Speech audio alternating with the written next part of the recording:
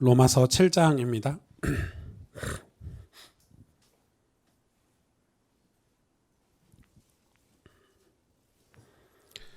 로마서 7장인데요.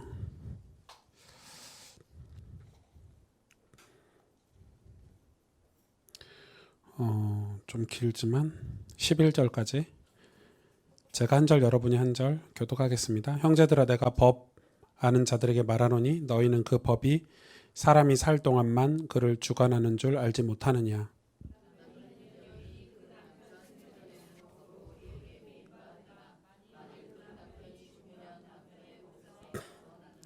그러므로 만일 그 남편 생전에 다른 남자에게 가면 음녀라. 그러나 만일 남편이 죽으면 그 법에서 자유롭게 되나니 다른 남자에게 갈지라도 음녀가 되지 아니하느니라.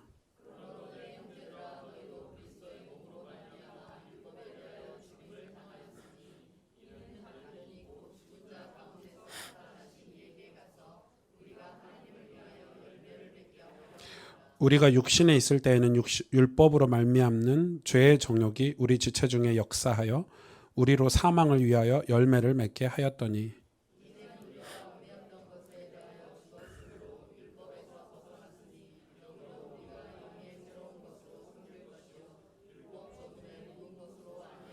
그런즉 우리가 무슨 말을 하리요? 율법이 죄냐? 그럴 수 없느니라. 율법으로 말미암지 않고는 내가 죄를 알지 못하였으니 곧 율법이 탐내지 말라 하지 아니하였더라면 내가 탐심을 알지 못하였으리라.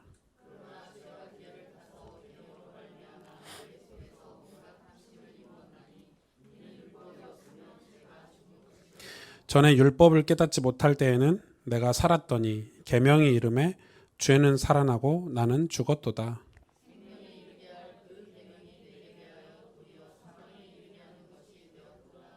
죄가 기회를 타서 계명으로 말미암아 나를 속이고 그것으로 나를 죽였는지라. 24절, 25절 같이 읽겠습니다.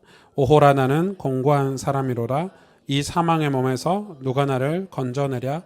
우리 주 예수 그리스도로 말미암아 하나님께 감사하리로다. 그런즉 내 자신이 마음으로는 하나님의 법을 육신으로는 주의 법을 섬기느니라. 아멘. 이게 지금 율법과 죄의 관계를 이 부부 관계로 좀 설명을 하고 있는 거예요. 그러니까 율법이 있으면 율법이 여기서 이 남편으로 설명을 하고 있죠. 남편이 있을 때는 부인이 아내가 다른 남자를 만나면 그건 뭐라고요? 죄라고요. 근데 남편이 없어.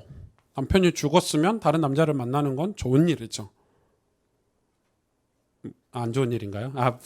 네네. 권사님들 죄송합니다. 집사님들. 네. 그런 표정으로 안 보셔도 돼요. 제가 실수했네요. 네. 내 얘기가 아니고 성경이 말하고 있잖아요. 전 성경이, 나는 왜 이렇게 싸늘한가 했어요. 네. 그래 놓고, 네. 저런 분들이 제일 빨리 시집갈 분들이야. 남편 주고 이렇게. 아무튼, 네. 그런 상황인데 지금 이걸 우리가 이해를 못하니까 바울이 설명을 하는 거예요. 그러면 율법이라는 게 남편이라는 거예요. 율법이 있기 때문에 우리가 이 죄에 대해서 깨달을 수 있다는 거예요. 그럼 율법이 없으면요? 죄도 죽는 거예요. 죄도 없는 거예요. 이해가 되세요? 율법이라는 게 없으면 우리가 자유롭게 사는 거예요. 마음대로 살아도 돼요. 예배 안 드려도 되고 기도 안 해도 되고 간음해도 되고 뭘 해도 되는 거. 법이 없으니까. 남편이 없으면 마음대로 살 수 있듯이 남편이 근데 그래서 이제 바울이 율법에 대해서 설명을 하는 건데 사실은 율법을 설명하는 게 아니고 로마서 7장은 더 정확히 말하면 죄를 설명하는 거예요. 그러면 이 율법이 오늘 끝에는 안 읽었지만 율법이 없다고 해서 죄가 사라지냐 이 말이에요. 지금 너희들이 지금 이 로마서잖아요. 뭐 얘기를 하고 있냐면 율법이 만약에 없고 예수님이 오셔서 복음이 왔잖아요. 복음이 쉽게 말하면. 그러니까 사람들이 이제 율법 끝났어. 율법 시대 끝났어. 이제 복음이면 되지. 그러면은 율법이 없으면 그럼 죄가 어떻게 되겠냐. 그럼 이게 죄가 죽은 거냐? 아니지 않지 않냐? 지금 이 말인 거예요. 죄는 이거하고 다르다는 거예요. 남편과 아내 관계와. 그러니까 여러분 이 죄에 대해서 설명을 한 거예요. 근데 이 죄가 심지어 계명을 타고 우리 마음에 들어왔지 않냐? 이 말이에요. 그러니까 죄의 얼마나 무서움을 설명을 하는 거예요. 너희가 지금 율법주의자들은 이 죄가 그 계명 율법을 타고 우리 마음에 들어왔고, 그럼 이 죄를 이길 수 있는 분은 뭐냐? 결국은 예수 그리스도가 아니냐? 그래서 이 7장의 결론은 뭐냐면 이 계명, 다시 말해서 율법이 완성되는 게 바로 예수 그리스도라는 거예요. 그래서 뭐라고 고백하면 우리는 오호라 나는 공고한 사람이다. 사망의 명에서 나는 건질 수가 없다. 왜냐하면 율법으로는 우리가 살 수 없고 죄를 이길 수 없지만, 그러나 내 마음으로는 뭘 섬긴다고요? 예수 그리스도께 하나님께 감사하고 내 마음으로는 하나님의 법을 섬긴다는 거예요. 그러니까 이게 좀 설명이 어렵지만, 그래서 우리 마음에 예수 그리스도의 법을 섬긴다는 거죠. 그러니까 사실 이 율법이라는 게, 구약의 이 율법이라는 게 예수 그리스도를 통해서 우리 삶에 이루어지는 어떤 그 하나님의 섭리에 대해서 설명을 하고 있는 거예요. 율법이 끝난 게 아니다는 거예요. 율법은 끝났고 복음이 새로운 시대에 시작했다가 아니라, 이 율법이 있어야 이 죄를 드러나고, 죄가 드러나야 예수 그리스도를 통해서 이 죄 문제를 해결받을 수 있기 때문에 이 율법과 복음이 같은 선상에 있다, 이 말을 지금 사도 바울이 하는 거예요. 왜? 이 두 가지가 다 죄를 이길 수 있기 때문에 그렇다는 거예요. 지금 그게 이제 7장, 뭐 이제 8장 뭐 이런 내용의 흐름이에요.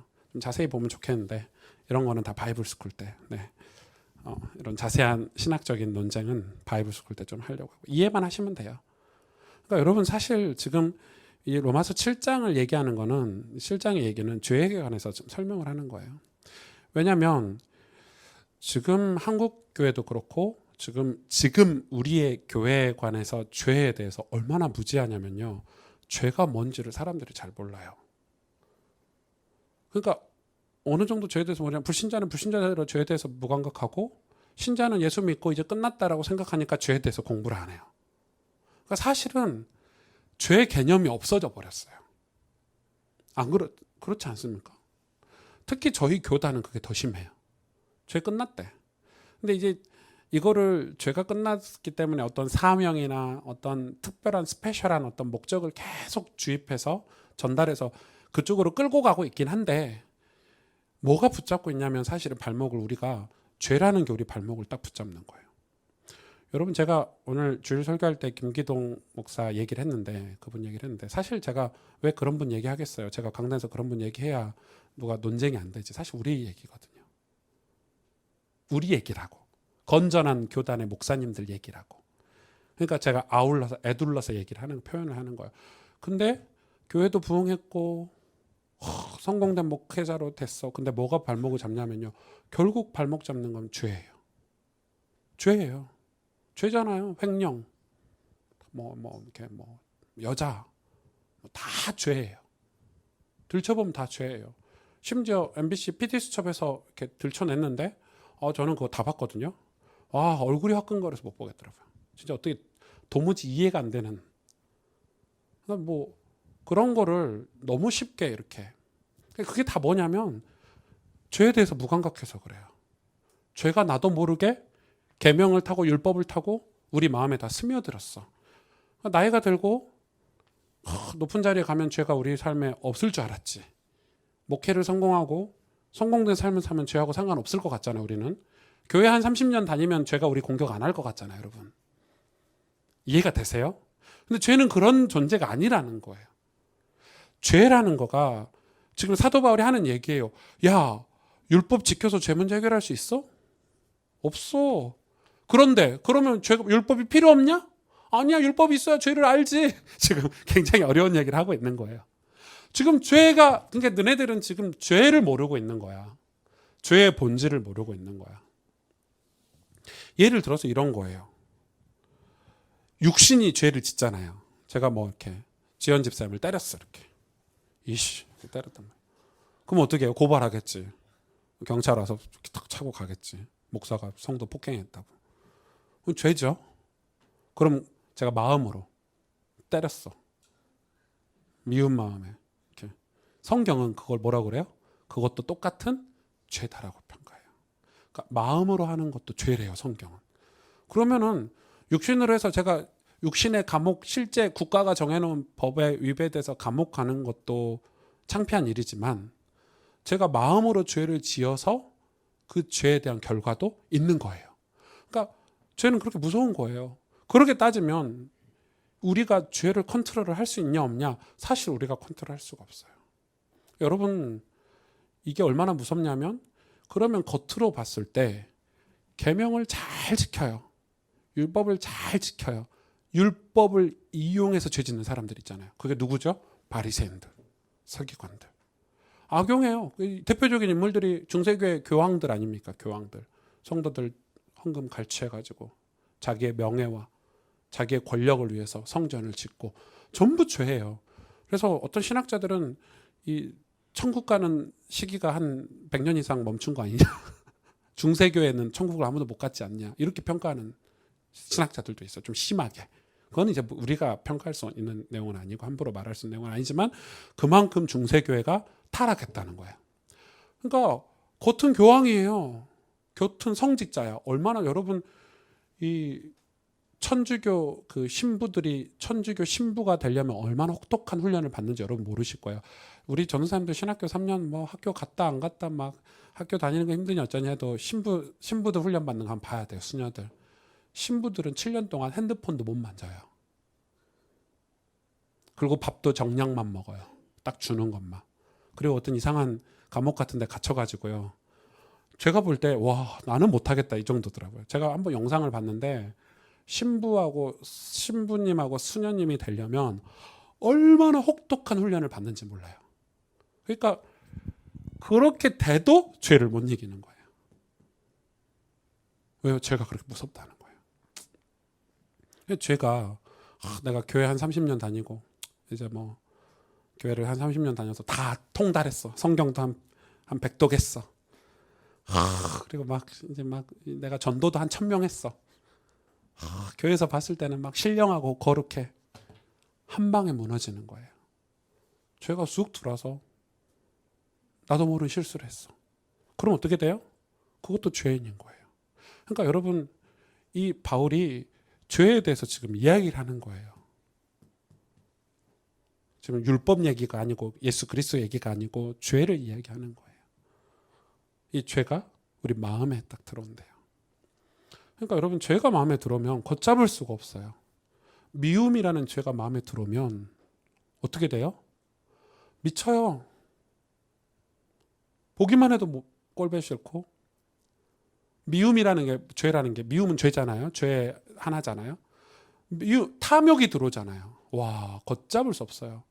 그러면 여러분 보시잖아요. 은행 직원이 막 300억 횡령했는데 아니 제가 속으로 생각 미련하게 잡힐 때까지 횡령하냐고 한 100억만 딱 해놓고 튀었어야지 필리핀 같은 데로 계속 안 걸리는 줄 알고. 그러니까 저는 늘 그런 거 보면 영화 같은 거 보면 아니 딱 적정 수준에서 딱 그만하고 딱 튀었으면 된 거 아니에요? 계속 하다가 걸리죠. 왜? 그게 탐욕이에요. 죄예요, 죄. 계속 한다니까요.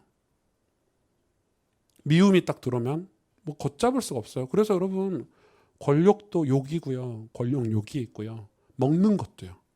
멈추지 않잖아요. 여러분 생각하죠. 진짜 다시는 야식 안 먹어. 내가 진짜 제가 한 7월 달 한 달 동안 야식을 끊었거든요. 8월 달에 너무 스트레스 받아가지고 다시 쪘어요 몸이. 야식. 이번 주에 제가 얼마나 신기한 줄 아세요?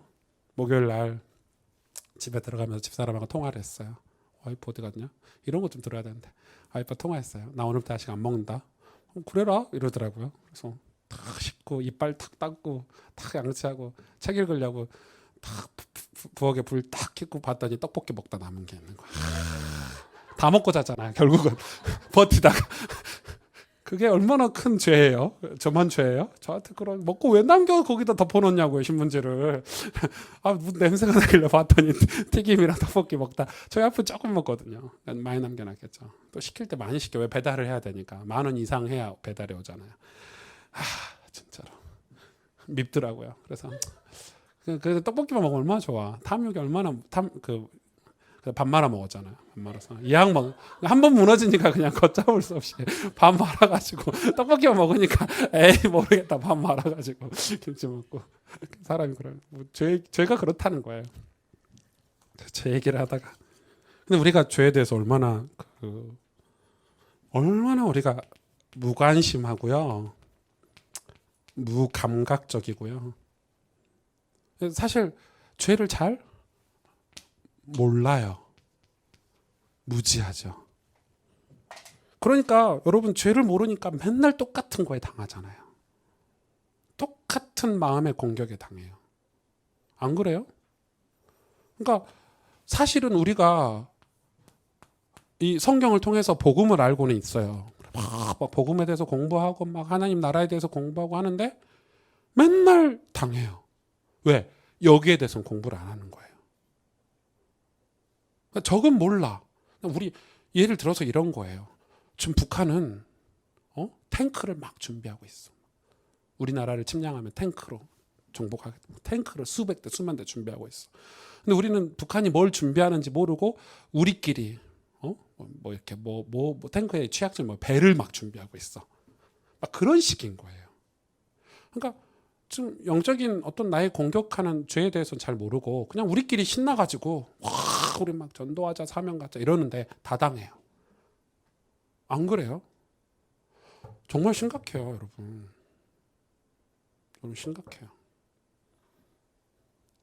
제가 이걸 너무 많이 겪었기 때문에 저는 이제 불신자에서 예수를 믿어서 이게 진짜 죽도록 싸웠거든요. 지금도 싸우고 있고 앞으로도 싸워야 되고 힘들어요. 그런데도 어떡해요? 이겨야지. 그래 내 자손들 우리 교회 성도들에게는 제가 이 부분을 설명해 줄 수 있고 같이 싸우자라고 말할 수 있는 거예요. 이게 뭐예요? 전부 다 죄에 대해서. 그래서 여러분 이 죄에 대해서 공부도 해야 돼요. 그 성경은 밝히고 있어요. 탐욕, 탐심, 자기 사랑, 교만, 부모 거역, 배신, 뭐 이런 거 전부 죄의 얼굴들이에요. 근데 이 죄라는 게 얼마나 무섭다는 거 설명해요. 이 죄가 나중엔 어디로 가죠? 뭐에 이르게 한다고요? 우리를 사망에 이르게 한대요. 9절에 나와 있죠.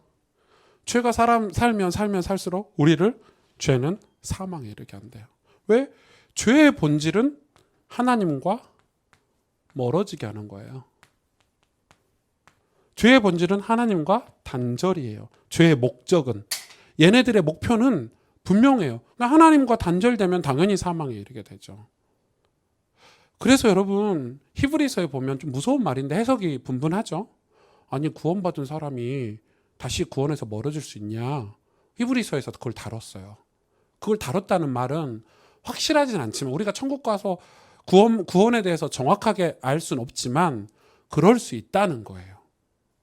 교회 30년 다녔는데 교회 이제 안 다닐래 하고 배교하는 사람이 있다는 거예요. 그럼 그 사람이 처음부터 안 믿었냐 이건 우리는 알 수 없어요.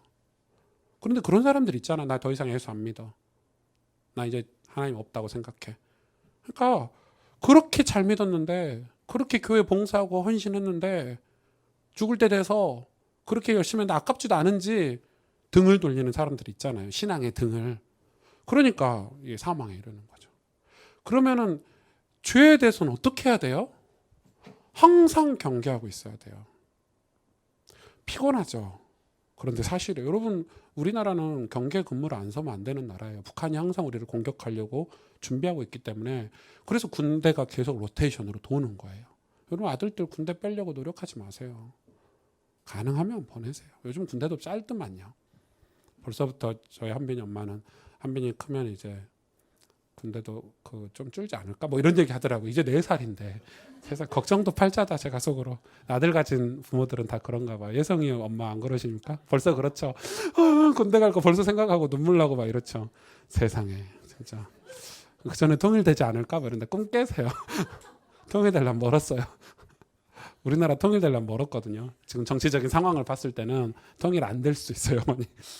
그러니까 이 죄에 대해서 우리가 알아야 죄와 싸울 수도 있어요. 죄는 약점이 있어요. 그렇죠? 십자가 보혈에는 취약이에요. 그냥 눈 녹듯이 그냥 사라져버리는 게 죄예요. 보혈의 은혜, 예수 그리스도의 십자가 앞에는 죄가 꼼짝도 못해요. 그런데 우리가 예수 그리스도의 십자가 보혈을 매일 누리고 매일 그 안에서 사는 비결이 뭐예요? 그게 경건이잖아요. 그게 경건이에요. 경건은 율법이라는 단어로 들으시면 안 돼요. 은혜라는 삶을 지속하는 삶을 보고 경건이라고 그러거든요. 그래서 사도 바울은 경건의 삶을 우리 보고 가르치고 있어요. 경건이에요. 우리는 경건이라는 게 막 어깨 힘주고 양복 입고 막 성경책 옆에 딱 끼고 다니는 걸 경건이라고 하는 게 아니고, 죄가 가장 취약한 하나님을 바라보는 것, 은혜를 받는 것, 내가 하나님으로부터 은혜를 공급받는 것. 여러분, 내 마음에 죄가 어떻게 물러가냐면, 내 마음속에 이렇게 마음이라면 이게 죄가 있잖아요. 어떻게 물러가요? 은혜가 공급되면 죄는 빠져나가요. 그러니까 내 마음에 이 사랑과 용서가 들어오면 미움과 탐심은 사라져요. 법이에요, 법. 그럼 이 공급이 끊어지면요, 죄가 다시 들어와요. 아, 목사님 그럴 수 있냐고 내 마음이, 성경은 그렇게 얘기하고 있어요. 그러니까 우리 신앙생활을 어떻게 해야 되는지 아주 단면적으로 보여주는 거예요. 그래서 사도 바울이 하는 얘기죠. 죄와 사망의 법에서 성령의 법이, 생명의 성령의 법이 너를 해방하였다. 그리고 뭐라고 합니까? 우리 주 예수 그리스도에서 우리를 누가 끊을 소냐? 끊을지 않는다. 그러니까 계속 이거 해라 이 말이에요. 그 로마서 얘기예요. 히브리서 얘기도 그렇잖아요. 은혜의 닻을 내리고 은혜의 보좌 앞에 담대히 나아가라. 그러니까 신앙생활이 어떤 연수받고 와서 끝나는 게 아니에요. 어디 한 2박 3일 연수받고 와서 나 이제 다 알아, 이게 아니라니까요. 그걸 부부관계로 설명을 해놨어요. 부부관계 다 아십니까? 10년이 지나도 모르는 게 사람 속마음인데, 50년 정도 살아야 우리 남편이 이런 사람이구나 해도 속마음 몰라요. 저 인간이 나 몰라 어디다가 아들 주려고 집 통장에 돈 모아고 있을지 이거 모르는 일이에요. 그죠? 저도 우리 와이프 모르게 통장이 있으니까. 가정에 문제가 있을 때 이렇게 탁 써야 되니까. 저는 선한 통장, 이렇게 착한 통장, 이렇게 한빈이가 이렇게 대학 갈 때 이렇게 학비라도 좀 주려고 저축하는 통장, 뭐 이런 거고. 그러니까 사람 속은 아무도 모르는 거예요. 하나님만 아시는 거, 우리 속을. 성령만 아시는 거예요. 근데 이거를 우리가 스스로 나는 죄 안 지어, 죄 안 짓는다고 교만하는 순간 들어오는 게 죄예요. 아닙니까? 사도 바울이 그러잖아요. 섰다 하면 넘어질까 주의해라. 우리 그런 거 있잖아요. 성경 일독하고 나면 성경 일독했다, 그때 죄가 들어요. 무서워요. 죄라는 게 얼마나 무서워요. 나 다시는 이거 안 해야지. 뭐라고 그래요? 사도 바울이 그것도 하지 말랬어요. 그런 뭐라고 그래요? 그거를 다시는 하지 말라는 그런 결단도 하지 말랬어요. 아니, 결단이 아니죠. 결단은 좋은 단어고, 그 자기 확신을 가지지 말라고 그랬어요. 왜? 다시는 안 해야 되는데 또 하잖아요. 그게 죄예요. 안 그래요? 부부 사이도 그러잖아. 부부싸움 죽어도 안 해야지.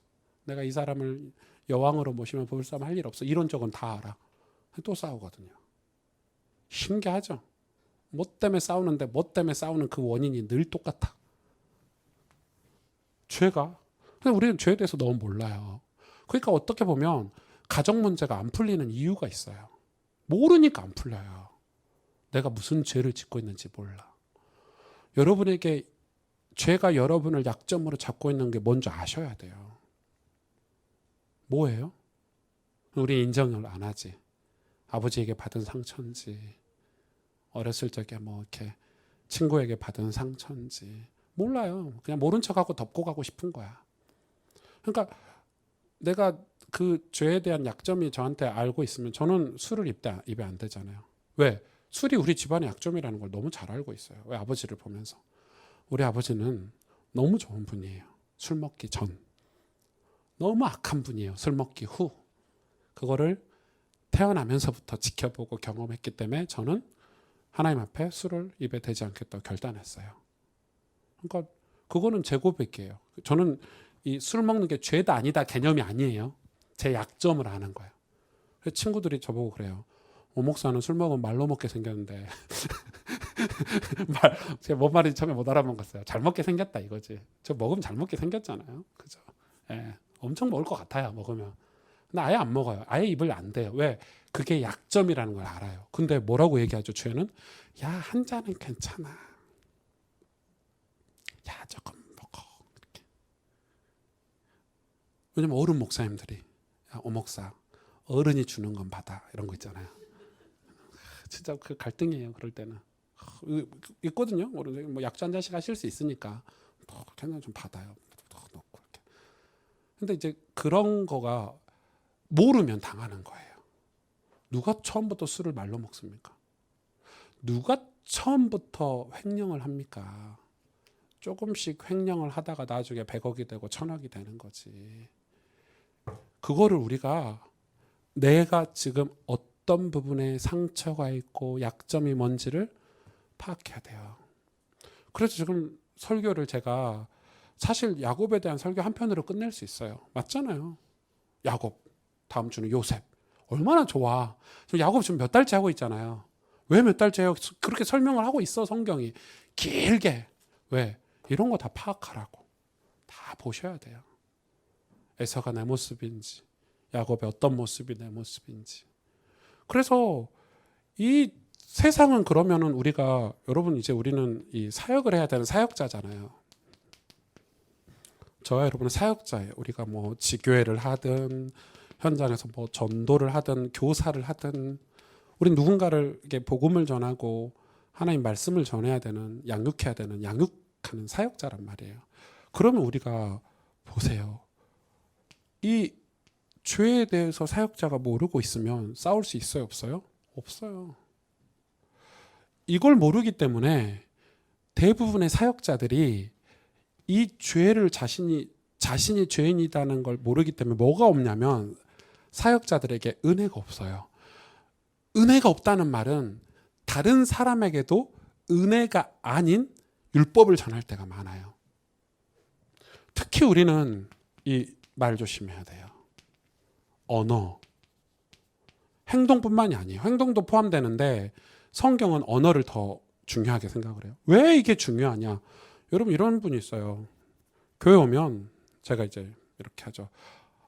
제가 이제 그에 대해서 이제 부산으로 신학교를 가게 됐습니다. 기도해 주시면은 뭐라고 답하는 게 정상이에요? 다들? 그래. 네가 부산으로 드디어 신학교를 가는구나. 가서 잘하고 와. 이게 정상이잖아요. 그 베베 꼬는 분이 있어요. 때문에 하나님이 축복하셨는갑네.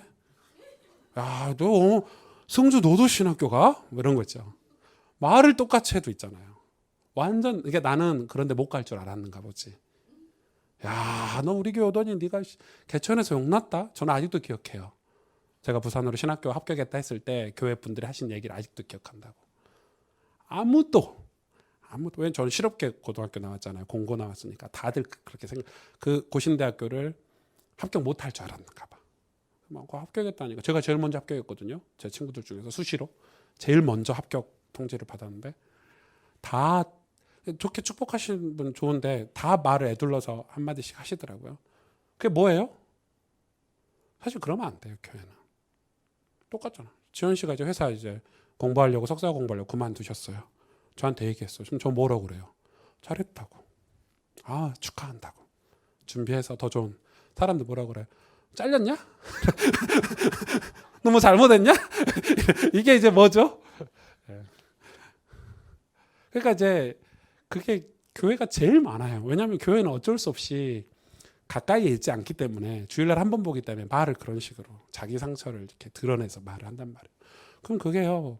신앙 있는 분들은 괜찮아요. 나 잘렸어. 이렇게 넘어가면 좋은데 그게 약점인 사람은 그냥 쑥 받아버려요. 교회 왔는데 나보고 잘렸네. 안 그래도 심란해 죽겠는데 얼굴 만들어서 짜증나 죽겠는데 잘린 게 아니라 사표 내고 나왔는데 잘렸네. 뭐 기분 나쁘고 막 그게 상처가 되고 생각나고 그걸 또 곱씹죠. 말씀 묵상 안 하고 또 그런 걸 묵상해.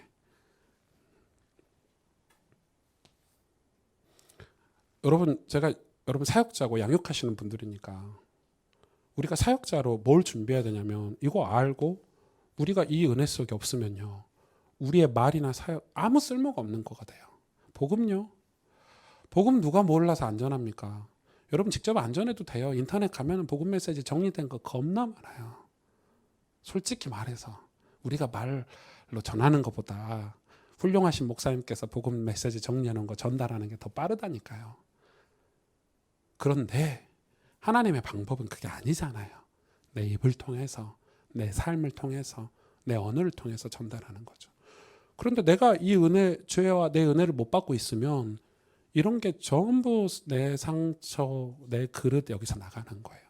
그래서 여러분 사역자가 되기 위해서는 뭐 훌륭한 사역자가 될 필요는 없지만 우리가 사역자, 저는 뭐냐면 제가 이 은혜가 없으면 저도 똑같더라고요. 그런데 이 은혜를 받고 있으면 은혜라는 그런 이 어떤 제 삶의 어떤 공간이 있으면 그걸 갔다 오면 이런 것들이 바뀌는 거예요. 언어도 바뀌고 말도 바뀌고 이게 바뀌어야 뭐가 되죠? 사람을 살릴 수 있는 말이 나오는 거예요. 사실은 엄밀히 말하면 이거 그렇죠? 그래서 지금 이 굉장히 중요해요. 그리고 진짜 중요한 거는 이 뭐죠? 우리의 가정이에요.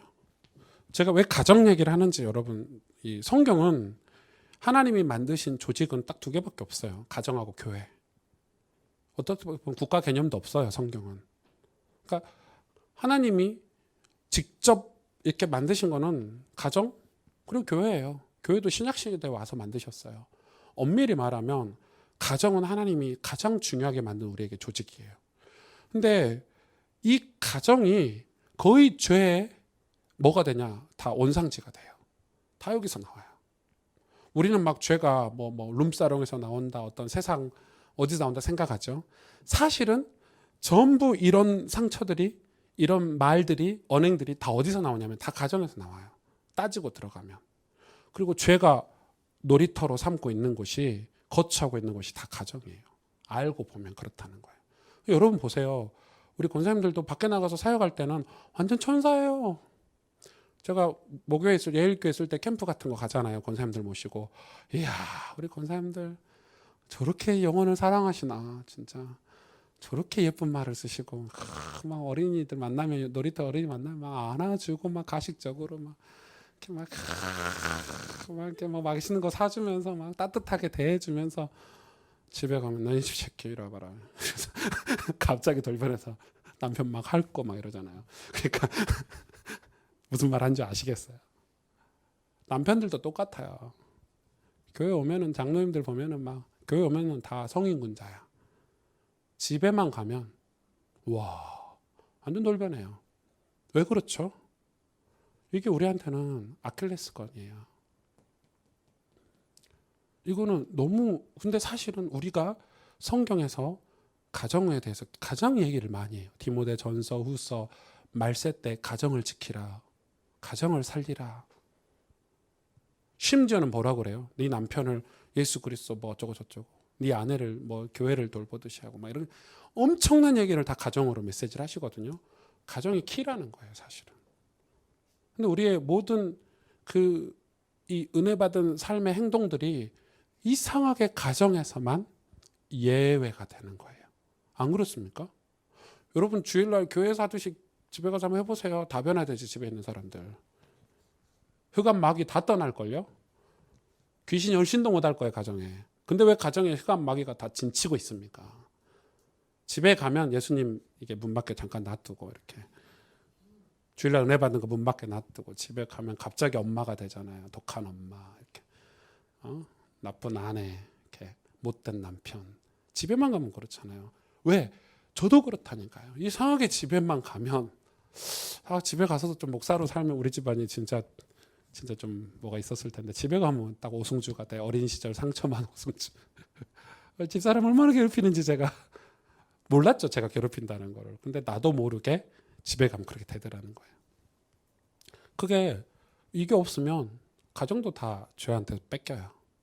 그러니까 지금 여러분 우리가 지금 한국 사회의 이 가정을 들여다봤을 때는 여러분 사역자가 이런 눈으로 보지 않으면 가정 이해 못 하실걸요. 가정 다 거짓말이에요. 여러분 부부 동반 모임 가면 다 거짓말이에요. 그 영화도 있었잖아요. 뭐 있었지? 그 부부 네 쌍인가 세 쌍이 나와서 대화하는데 다 거짓말이었잖아요. 핸드폰 이렇게 막 뒤집고 뭐 그 영화 뭐 있었는데, 네, 유해진이랑 나온 거. 그 영화가 그거 고발한 거잖아요. 부부 동반으로 나와가지고 다 거짓말한다는 거. 실제 아니잖아요. 그래서 은혜 받은 사람들은 내 아내와 내 남편, 내 자식들에게 은혜의 사람이 돼야 돼요. 거기가 1번이에요. 우리가 예수 믿는 걸 증명할 1번 현장이 어디냐면 사실은 가정이에요. 여기서 증명해야 돼요. 내가 하나님의 백성으로 어디서 살아야 되냐? 가정에서 사셔야 돼요. 회사에서는 그렇게 안 사셔도 돼요. 굳이 뭐 교회 와서 내가 하나님의 백성이다 이렇게 안 사셔도 다 알아야 하나님의 백성인지. 교회에서는 가정에서 내가 하나님께 은혜 받은 사람으로 든든히 서가야 되는 거예요. 그래야 가정을 살릴 수 있죠. 안 그렇습니까? 안 그러면 가정이 진짜 귀신들 놀아나는 곳이 돼요. 그리고요, 하나만 더 하자면 교회도 똑같아요. 교회를 지켜야 되는데 죄가 교회가 제일 많아요. 왜? 교회에 오면 교회는 가스펠 교회는 오목사님이 기도하니까 난 기도 안 해도 돼. 다 이런 게 있으시잖아요. 그죠? 뭐 전사님들 다 알아서 하시겠지 뭐 이러면. 장로님들이 다 알아서 행정하시겠지 뭐 이런 식이죠. 그래서 교회를 놔버리는 거죠. 주일날 와서는 기도도 안 하시더라고요. 그러니까 주일날 기도 안 하시고 오면 그 마음에 죄가 들어와서 주일날 하루 종일 죄 속에서 살다가 집에 가시는 분들이 허다하다는 거예요. 제가 지금 약점을 얘기하는 거예요. 한국교회 약점을. 이상하게 주일날 은혜 안 받아요. 뭐라고 심지어 얘기하냐면 어떤 분은 원래 주일날에 은혜 못 받는 시간이야. 바쁘고 일할 거 많고 봉사활동 많으니까 야 집에 가서 월요일날 다시 예배 드리면서 다시 은혜 받아? 뭐 이런 거 가르치잖아요. 말도 안 되는 소리 하고 있어요. 주일날 은혜 안 받으면 언제 은혜 받습니까? 주일날 회개 안 하면 언제 회개합니까? 그런데 한국 교회는 주일날 은혜 받을 수 있는 환경을 다 없애버렸어요. 저도 좀 고민이에요 지금. 오후 예배를 한 4시에 드릴까? 그래서 한 낮에 이렇게 아예 성경 좀 읽으시고 이렇게 교회 기도처를 좀 더 만들어가지고 좀 낮에 이렇게 기도도 하시고 아예 그럴까? 이렇게 생각하니까 안색이 안 좋으시네요. 그러니까 여러분 이거 좀 이해를 하셔야 되겠죠? 그래서 이제 제가 이제 앞으로 이제 우리 교회가 이게 목적은 아니에요. 그러나 이제 올해, 내년, 내후년 이렇게 우리가 집중해서 해야 될 사역을 말씀을 드리는 거예요. 우리가 해야 될 사역은 말씀 양육이에요. 정확히 말하면 그냥 양육이 아니에요. 말씀으로 양육하는 거예요. 근데 이 양육은 윗사람이 아랫사람에게 하는 양육이 아니에요. 그럴 수도 있어요. 이거는 그런 양육이 아니에요. 똑같은 입장에서 예를 들어서 전도사님들끼리도 양육이 돼요. 누군가는 이 부분에 장점이 있고 누군가는 이 부분에 단점이 있겠잖아요. 우리가 말씀을 가지고 서로 권면하고 섬기는 거예요. 양육이라는 건. 그래서 목사인 저도 양육을 받아야 돼요. 안 그렇습니까? 목사인 저도 말씀을 통해서 양육을 받아야 하나님의 뜻을 분별하면서 살 수 있어요. 그리고 하나님의 뜻을 분별하고 살아야 죄에서 벗어날 수가 있어요. 우리의 신앙은 죄에서 벗어나서 은혜 안에 사는, 주님의 날개 아래, 은혜 아래 사는 게 신앙생활이에요. 근데 이렇게 살기 위해서는 반드시 필요한 게 양육이에요. 그래서 예를 들어 지교회에서는 이런 양육이라는 단어가 꼭 들어가야 돼요. 그래서 뭐 전사님들이 오시면 양육도 받고요. 또 교육자들이 안 오고 지교회를 우리끼리 할 수 있다면 우리끼리 하더라도 우리 권사님, 집사님, 뭐 지교회 사역자들이 새가족이 오거나 우리 연약한 성도가 오면 이 말씀으로 성도를 섬기는 부분을 꼭 해주셔야 돼요. 이게 없으면 어떻게 돼요? 이게 못 벗어난다니까, 죄에서. 하나님 뜻을 분별하는 삶을 못 산다니까요. 그러면 그런 분들이 뭐라고 얘기하냐면 얘 가스펠 교회 다녀도 소용없네 이렇게 얘기해요. 그 교회 가도 변화도 없네. 왜? 우리가 양육이라는 걸 안 해주면 그렇게 되는 거예요. 그래서 이 앞으로 여러분은 이 내년에 이제 저희 조직도 짜고 임직식도 하고 뭐 이렇게 되면 사실은 교회에서 제일 좋은 직분이 교사예요. 우리 아이들 말씀으로 양육해야 되잖아요. 그리고 아이들만 양육이 필요합니까? 그거는 우리의 잘못된 생각이에요. 우리는 막 사회에서 뭐 이렇게 막 와, 야, 서울대 학생이 우리 교회 등록했어. 서울대 학생이니까 죄하고 상관없나요? 지금 바울이 그 이야기 하고 있는 거거든요. 무슨 사장님이 우리 교회 등록했어. 그럼 사장이니까 죄를 좀 덜 지는가요? 우린 근데 그렇게 인식하잖아요.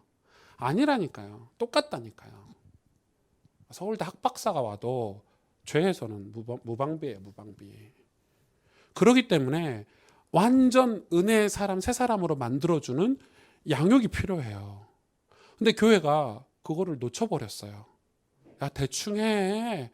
야, 저 사람은 밖에서 지금 사람이 얼마나 도덕적인 사람인데 교회가 양육을 좀 대충 해. 다 이런 식이잖아요. 그러니까 우리 앞으로는 이 새가족 교사들이 제일 많아야 돼요. 왜냐면 우리 교회는 새가족이 많이 올 거기 때문에. 그래서 좀 괜찮은 우리 권사님들은요, 조금 이 양육의 비전이 있으신 분들은 전부 새가족부에 이렇게 등록하셔가지고 이렇게 새가족 양육을 붙어주셔야 돼요. 특히 우리 교회 같은 데는 새가족 모임을 할 수가 없어. 왜? 이번 주에 오고 다음 주에 오고 그 다음 주에 와. 그러면 이 사람을 모아서 한꺼번에 하면 좋은데 모아서 한꺼번에 할 때 이번 주에 빠지고 다음 주에 빠져. 그럼 이 사람을 또 기다려야 되면 또 모으기 힘들어. 그럼 이 사람하고 2주 했는데 이 사람이 2주 할 때 와. 그럼 이 사람이 1주를 못 들었으니까 이게 너무 많아요. 우리 교회 상황이야. 큰 교회들은 그런 거 없어. 한 30명씩 모아갖고 6주 프로그램 딱 돌리고 수료식 하고 새가족 교육 안 하면 교회 등록 못 합니다. 뭐 이런 식이니까. 우리도 그렇게 하고 싶은데 아직은 네, 진짜 등록 안 할까 봐. 그래 지금은 우리 교회 시간표는 우리 교회 같이 이렇게 조그만 교회는 다 새가족 교육도 1대1로 해야 돼요. 맞잖아요. 새가족에 누가 오셨어. 뭐 권사님이 오셨어. 뭐 아니 권사님 나이가 한 40대가 오셨으면 한 50대 되는 권사님들이 붙어주고 청년이 왔으면 청년 리더가 붙어주고 이랬는데 붙일 사람이 없어. 붙일 사람이. 주현 전사님이 저한테 목사님 이거는 진짜 목사님이 어떻게 좀 해보세요 이렇게. 근데 이거는 제가 그냥 드리는 말씀이 아니고 이게 얼마나 훈련이 되는지. 여러분 이거 훈련되면요 여러분 가정에서도 완전 달라요. 아이들 가르치는 게 말도 다르고 행동도 우리 안 해봐서 그래요. 저도 복음을 전해보고 불신자들을 만나가지고 양육하고 해보니까 아 우리 아이도 어떻게 해야 되겠다. 내 아내에게는 어떻게 해야 되겠다. 이런 게 나와요. 그러니까 여러분 교회 봉사를 교회 사역을 허투루 이렇게 지금 유치부 전도사님 없어가지고 목사님 안 계셔가지고 이 엄마들이 한 6주 돌아가면서 설교하고 계시죠. 죽겠죠. 그런데 그거 재산이 될 거예요. 네. 그리고 기도를 좀 빡세게 하세요. 좋은 전도사님이 오도록. 안 보여요. 안 보이면 계속 해야지 내년에. 이렇게 이상한 전도사를 데리고 올 수는 없잖아요. 그죠? 이상한 전도사를 데리고 올 수 없잖아요. 그러니까 기도를 많이 하시든지 금식을 하시든지 유치부가 특별 뭐 헌신 예배를 드리든지 뭘 해가지고 오실 거예요. 걱정은 마시고 찾고 있는데 아무튼 그게 좋은 재산이 될 거예요. 그냥 말씀을 준비하고 아이들을 가르쳐 본 게 커가면서 그게 양육할 수 있는 기회가 될 수 있겠죠. 그래서 여러분 지금 그래서 우리는 어떻게 해야 됩니까? 이걸 두고 이제 하반기 사역을 좀 같이 그러면서 한 가지만 우리가 은혜를 받을 수 있는 유일한 통로는요. 뭐죠? 사실은 기도예요.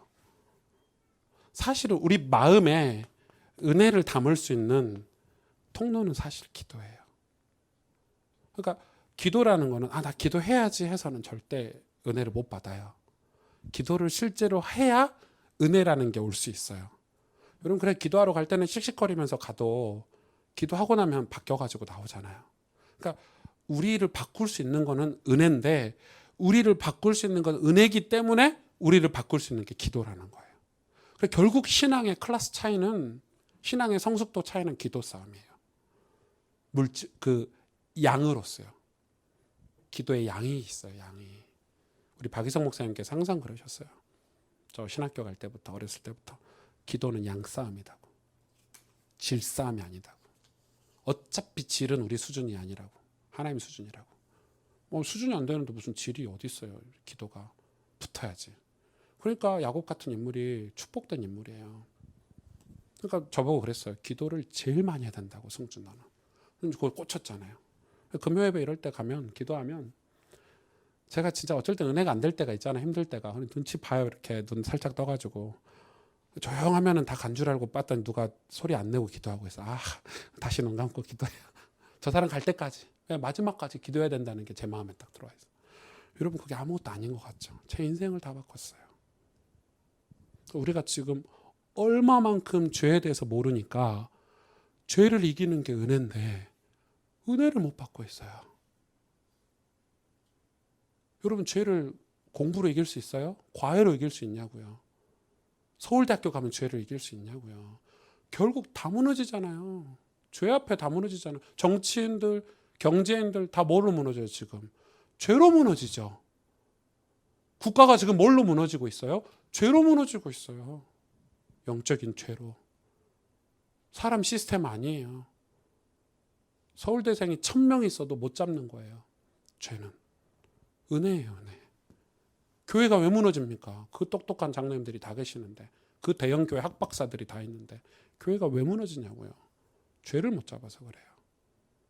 그래서 우리가 은혜를 놓치고 있는 거예요 지금. 그래서 우리도 조심해야 돼요. 메시지 우리 다 갖고 있잖아요. 막 복음 메시지 끝내주게 다 갖고 있잖아요. 근데 왜 무너지죠? 왜 타락합니까? 죄를 못 잡았어요. 우린 죄를 잡아야 돼요. 우리가 지교회를 하는 거는 한 가지예요. 은혜 받자는 거예요. 은혜 받는데 도움되다는 거예요.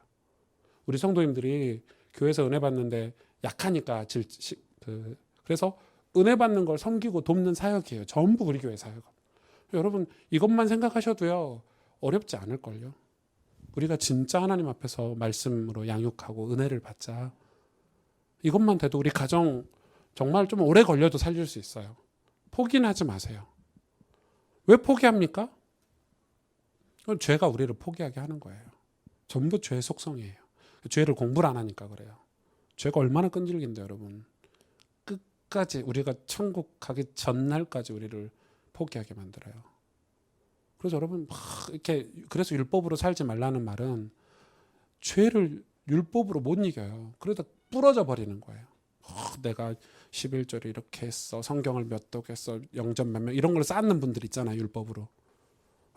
내가 이렇게 교회를 이렇게 세웠어. 그래 주로 그런 분들이 죄한테 약해요.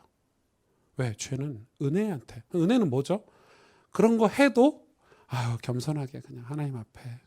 그래서 또 은혜 받으려고 또 목사님 여기 참사랑교회 최정호 목사님 은퇴하셨잖아요 작년에. 저는 제가 깜짝 놀랐어요. 성가대 소시더라고요. 그 어른이. 진짜 나는 우리 교단에 그런 목사님들이 좀 많아야 돼요. 은퇴하시고 그 사위가 교회 맡았는데 사위 설교하시는데 앞에서 적고 계시더라고요. 저는 그런 분들 많으셔야 된다고 생각해요. 하여튼 제때 은퇴하신 분은 그분밖에 없는데 아무튼 그래서 그건 은혜를 아시는 거예요. 은혜를 하시기 때문에 자기 자리를 빨리 찾아가고 그게 없으면 사단한테 여러분 뭐 이렇게 자기 이름 드러내서 뭐 할 건데 우리가 천국 가면 아무 쓸모없는 명예. 그러니까 죄는 그런 명예나 이런 걸로 우리를 계속 공격하잖아요. 그게 자존심이 상한대요. 어떤 목사님은 자리를 이렇게 제가 이런 얘기까지 안 하려고 그랬는데 제가 죄를 설명하기 위해서 이 자리가 있고 여러분 자리라는 게 일렬로 100m를 놓을 수가 없잖아요. 그렇죠? VIP 좌석을 쭉 이렇게 한 100석을 만들었어. 그럼 다섯 명씩 5줄 10줄을 놨어. 앞엔 5명밖에 못 앉잖아요. 그래서 이제 목사님들 5명 앉았어. 두 번째 줄에 앉은 목사님 삐졌어. 왜 자기는 두 번째 줄이니? 그래 의자를 자기가 들고 줄이 있잖아요. 이렇게 그럼 중간에 앉으면 소방법에 걸리니까 안 되는데 두 번째 의자 들고 그 옆에 앉으셨어. 이해가 되세요? 환장해요. 그런 논리라면 줄을 지구 끝까지 한 바퀴 돌려야지 의자를 이렇게. 그러니까 그게 명예욕이거든요. 여기 앉으나 저기 앉으나 그분이 은혜 받으려고 앞자리 주라고 하겠어요? 그럼 감사하게. 그럼 진짜 축복이게? 그게 아니잖아요. 누구 옆에 앉아보려고 막 이런 거잖아요. 진짜 별 희한한 죄.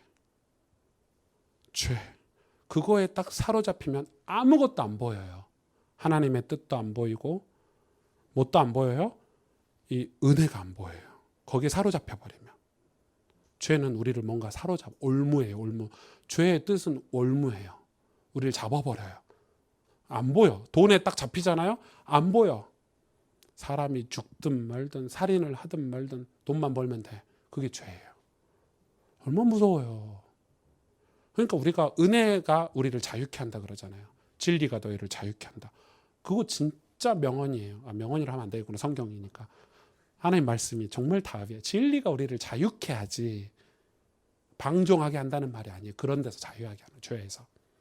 여러분, 그래서 제가 오늘 좀 개강이라서 긴데 여러분 사역하시면서 죄를 이해하셔야 돼요. 안 그러면 맨날 육신적인 것만, 몇 명 모였냐, 뭐 누구 집 모여가지고 누구 집 흉보고 막 이러면 세월 내워라 세워라 다 지나요. 교회가. 모여서 뭐 하셔야 돼요? 이거 하셔야 돼요. 이거 간증하고 내가 힘쓰고 애쓰는 거 서로 나누고. 맞잖아요. 우리 교회에서 내가.